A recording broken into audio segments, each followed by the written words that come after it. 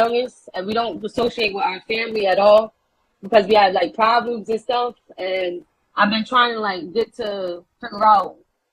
I just can't put nobody back together again, and I don't want to leave them alone because we only talk to my aunt and my grandmother from my father's side, and we only have my sisters from my mother's side. So it's been kind of hard for me to like.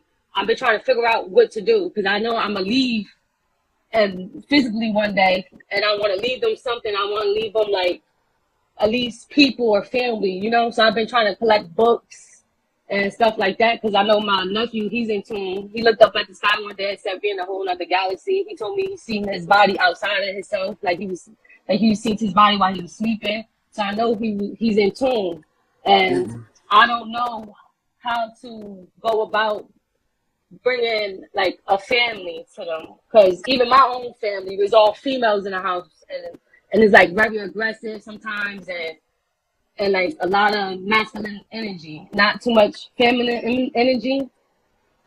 And I've been wanting to know like how can I bring like peace, Chief. Brother, I appreciate you coming through, man. Man, I listened to one of your bills for the first time, and tonight I'm listening to you and you saying some things that I could correlate with and relate to because I've heard them from other people or I've either researched them. But there are some spiritual things that you said that I know. I said there's no way that he got that from a man. That's something that he's gotten from a download. And one of the things that stuck to me was when I heard you say conjure wars, and you went into it, but you only dropped about 2 or 3 clicks on it. So my question for you tonight is, if you could explain to the audience to help the American Indian community understand what exactly the conjure wars are and how they are fought. Is it a physical war? Is it a spiritual war? Is it a war that's spiritual in its word, or is it a combination of both? And if you know who some of the players are in that war, physically, can you drop the family some on that? Appreciate you, brother. So, yeah, that's a good, excellent question. The conjure wars is fought between practitioners of varying different styles of voodoo and sorcery. The conjure war that we was under, Feathers versus Fezzes, was a amnesia war that was fought by us having to struggle for enough knowledge to overcome the confusion as to who we really were. The agreement, the players, all of the fezzes that was surrendered for the conjure war are lined up in the George Washington Memorial. You can see them online under images if you pull up George Washington Memorial Fez Museum. And it's going to show you the fezzes, and those are the names of the people on the fezzes that challenged us to a conjure war. And if you pull up the Pope's most bloody oath, that was their agreement with the Pope to murder the kings, the chiefs, the kings, the princes, and the people of the land, which was us. If you pull up the George Washington challenge, it comes up and it leaves the feathers out of the challenge because it was us that had to discover who we was in order to reclaim our birthright to restore the land, air, and the water. The discovery came in from my part from being a witch doctor and knowing sorcery and being commissioned with compelling all of the sorcerers who had open conjures to close they conjure, which brought me to the teachings of Noble Drew Ali. If you look up Voodoo Cult of Islam, you will see there was newspapers back in the 1900s about the Moorish Science Temple being involved in voodoo. Now, when I started putting the pieces together, it didn't make sense because I'm always been taught that the enemy looked at like paleface. I never knew that the conjure war between us was for one of us to know which side of the water we originate from and where they came from to get here. This is in the George Washington challenge, right? Then they have the secret oath. All of these are documents you can find.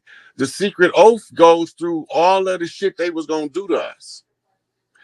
The government is ran according to a book called The Protocols of the Learned Elders of Zion.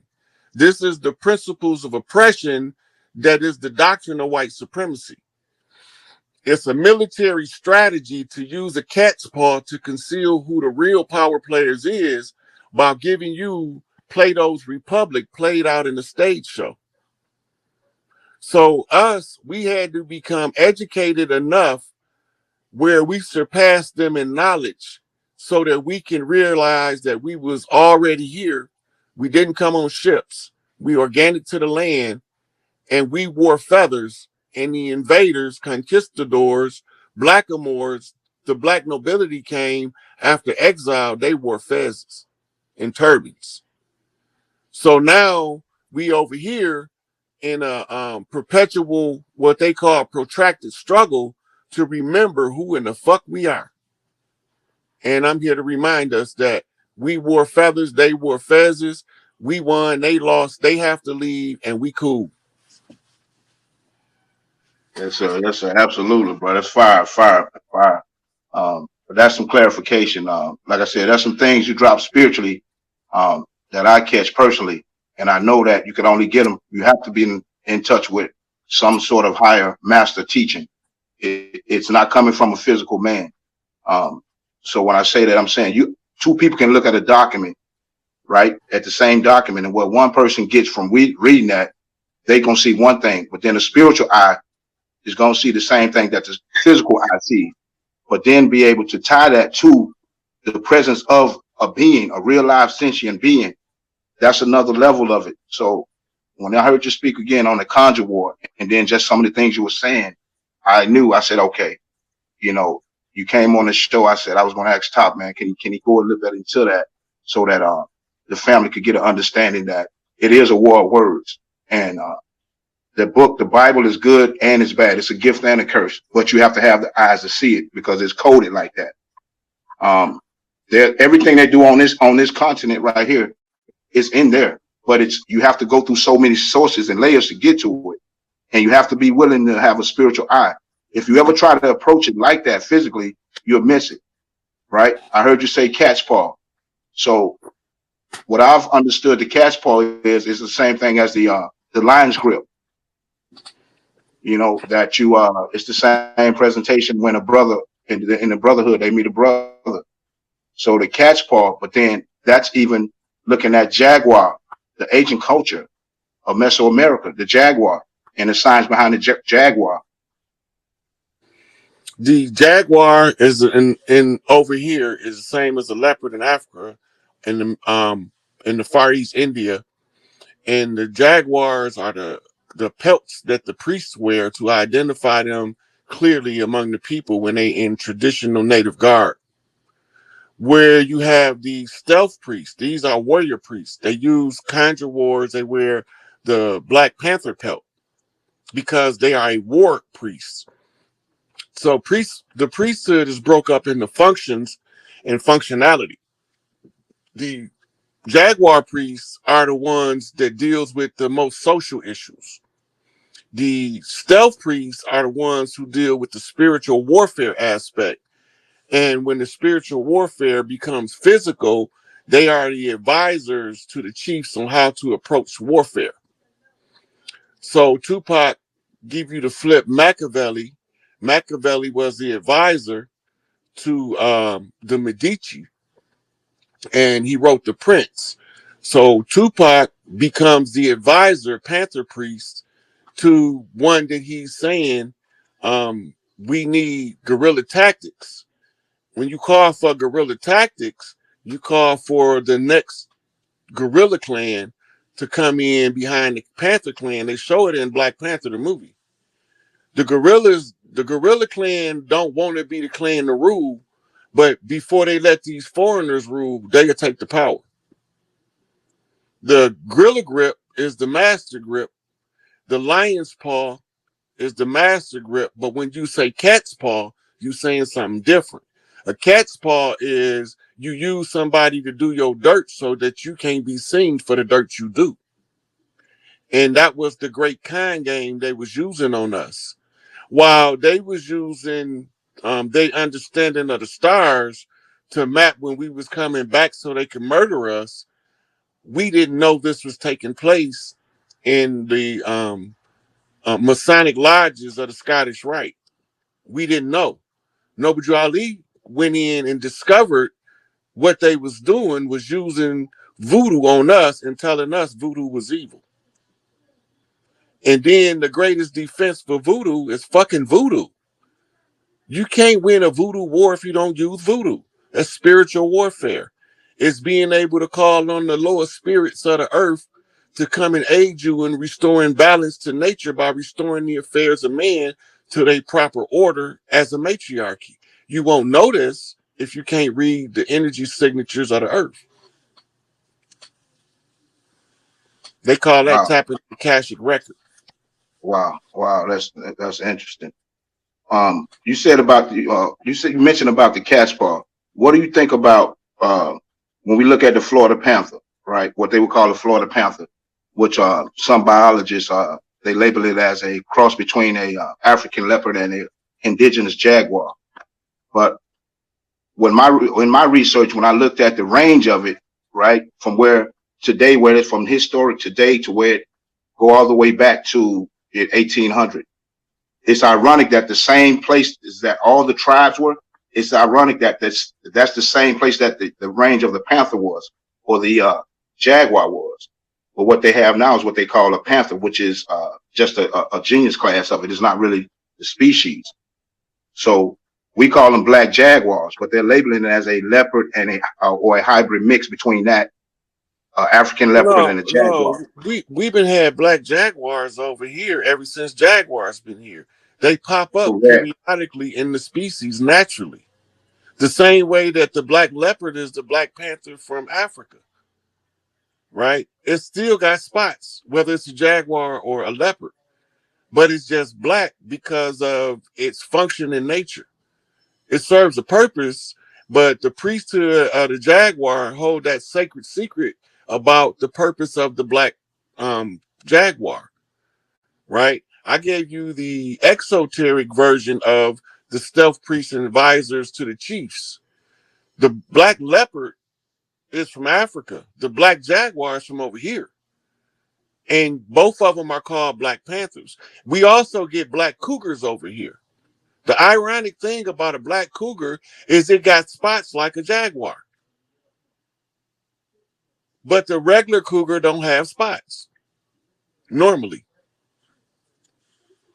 Right. That's a good question. One more question now. I want to hog it up, brother. What do you think about and because this is just a topic that I've been working on for like the last month, and to go back to what like you said about places you go, we think we've been there, we haven't been there, we the first ones to be there, and truth and reality is spiritually when you look at it, it's just an ancestor. We're just walking in the footsteps of our ancestors. We So are our ancestors coming back to restore what we fucked up before. right. So with that being said, I look at the length of time I've been here, and I'm in Central Florida, but I've been in Florida more than half of my life. And my people want me to move, but it's something about this land that I have a connection to. And I'm going to tell you why real quickly. When I got ready to get out the army in 2002, right? My wife called at the time I was married. She's just messing around. She called a tarot card reader. And long story short, what the lady told me, she says that I see you around. You're going to be surrounded by water on three sides. I had never been to Florida. I moved back to Atlanta. I moved to Florida 2 years once I got back to Atlanta, and I've been in Florida ever since. But I stayed close to the beach, and I'm a Scorpio. That's my sun and ascendant. So I've been surrounded by water on three sides, but it's something about the land, and I've always been in this area of the Timucua people. But just recently, that study resonated with me, and I sat and meditated on it, even just going through it. I took my time with it, and I've been there where these people have been. I see that, I could sense that spiritually. So my point is that with those people, do you think that the descendants of those people, some of those people are still here in this region today, and that this theory that they are dead as a tribe is farce? What's your take on the Timucua people? in their ancestry? Well, shit, they've been there longer than the settlers. Listen, those are parts of those tribes that fought in the Seminole War. They just call us Seminoles to indicate that we was mixed up from among the tribes across the land. We got a rich culture down there. The culture is written on everything down there. You can't hide it. We used to walk the trees from Florida to Louisiana without ever touching the ground. Those were the Skywalker clans, right? They burned down the trees and chopped them down because they couldn't get us out of the thicket. We used to run in the water. The alligators wouldn't attack us, but they would attack them. So they started baiting the alligators with our babies. This is what was going on the land. And they needed the alligators to develop a taste for our flesh because they wouldn't attack us, but they would attack the invaders. We used to ride alligators down the river. They swim us all the way down the river. Tap him with the stick, and he'll roll to the bank and drop your ass off and go on about his business. Once the invaders came, we can't ride alligators like that no more. The Sobek priestess has been spoiled by the invaders because that's the priesthood that used to ride the fucking alligators. And they had a Sobek priesthood in Africa, where the crocodiles are. The crocodile was sacred over there. The alligator was sacred over here. So all of our culture is written all over the land, but they've given us misdirection as to what we see. You see that, but that's not what it means. That's the bullshit they run on us. Damn, but that's heavy. Those people been there, man. Been there. They lived in trees and shit. Literally, like, build your house in a tree. And they built roadways that you could walk on with rest stations for you to have guest quarters, and all of the big mamas would be lined up at intervals because they know how long you're going to walk before you get tired and need to rest and eat. They chopped all that. That's what all of the lumberjack legends is about. Them chopping the trees down on our land in order to overthrow the people, because we intimately connected to all of the nature of the land we from. Yeah, that's on point though, because that with the Temuca people, man. And even when I did in my study, what I saw was they demonized the the Temuca people and said that they ate alligators like that often. But being down here, if you ever lived in Florida, people just used to it. It doesn't freak people out. They're just part of the community. Regular people down here, we don't get freaked out by seeing alligators. That's just what looked like a nice little lake. We just know, okay, it looked to outside, it looked like you can go swimming in there. But your ass get off in there, and then you're gonna be a whole nother story. You know what I'm saying? Mm-hmm. So, yeah. But it's strange that when you mentioned the part about there was the jaguar there, and then the crocodile here.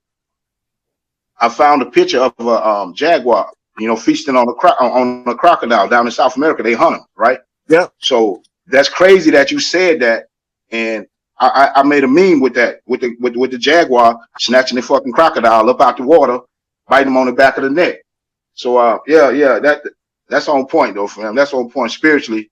I can agree with you, man. I ain't no young buck in this, and I use wisdom and discernment. I have my own study tools, my own methods, but it's thorough. So when you come with something spiritual, I can pretty much rest assured that your other information is tied to it and linked to it. It ain't got to be 100% correct, but it's that you understand it and you walking in your truth, and your light is shining, and it's a beacon. And people listening, and we appreciate you, man. I appreciate you. Salute to you. I appreciate you too, brother. In a real way, that was deep too. Right there, you said, OG, when you was talking that connection with the trees, the tribe, the southeastern tribe, they used to bury they ancestors in trees. You feel me? So yeah, that was deep right there. But man, I want to appreciate you giving us the time tonight to come through and build with us, man. Shout out to the homie Chief for making that happen, putting that together. I'm definitely gonna tap back in with you, man. And if you give us another time to shine, this our backup channel over here. They shot me down over there on that Kanye. I played the Kanye video. They shot me down for it on my other channel, but I definitely want to make that connection though. Bring you back on, man. Come rock out with us, man. We're a community, man. American Indians from all over, and we trying to put it back and preserve our ancestors, man. Our truths here, our family connection. We real big on genealogy, telling our story, knowing what happened to us. Going back in our genealogy, finding our our family migrations, anybody fought in wars, armies, and putting our story back together. And it's real good to have an OG like you to come through, and especially to be standing on indigenous paradigm, but definitely having that connection, to come, have these messages that you do have. You feel me? So definitely want to appreciate you coming through, rocking with us, man. I hope this ain't the only time. You got some last words or some last words to the people? Hold on, I do have a question for you. If you wanted anybody to know anything about Rod Hayes when this is over with, what would that be? When you're done with your journey, when you did your work, how would you want to be remembered? I would like for them to be like, when nobody else couldn't see it, he seen it and told us and walked us to the promised land. That right there, that's enough. Once we wake up, if I'm responsible in any kind of way, just remember that I had played a part, but I stood on the shoulders of many giants in order to see what I see. I didn't get here by myself. I didn't do this alone. It was many of us. And many of the elders left many clues for me to put the shit together. And I was perceptive enough to listen to the elders of our people and override the miseducation of the invaders on the land. And I brought us back to an understanding of who we were. I was a contributing factor, but I wasn't the only factor. That's how I would like to be remembered. That's deep, man. Appreciate your time, OG, man. I hope you enjoy the rest of your night. Man, I had a blast, man. I enjoyed the conversation. I'm grateful for the invite. We can reach more of our people when we start networking like this. So I'll be glad to come back. Just let me know when you need me. And all feathers up. In a real way. With that being